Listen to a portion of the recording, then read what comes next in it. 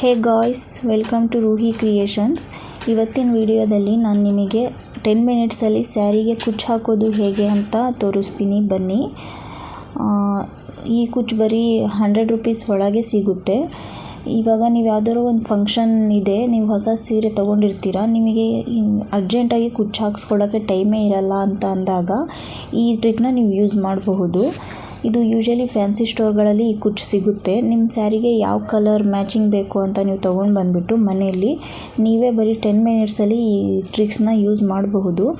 ಮತ್ತು ಇದು time saving ಮತ್ತು ಮನಿ ಸೇವಿಂಗ್ ಎರಡೂ ಆಗಿದೆ. ಇನ್ನೊಂದು, ಈ ಕುಚ್ಚಿಂದ ಏನು ಯೂಸ್ ಅಂದರೆ, ಇವಾಗ ಒಂದೊಂದು ಸರಿ ನಾವು 1000 ರೂಪೀಸು 1500 ರೂಪೀಸ್ ರೇಂಜಿಂದು ಸ್ಯಾರಿ ತೊಗೊಂಡಿರ್ತೀವಿ.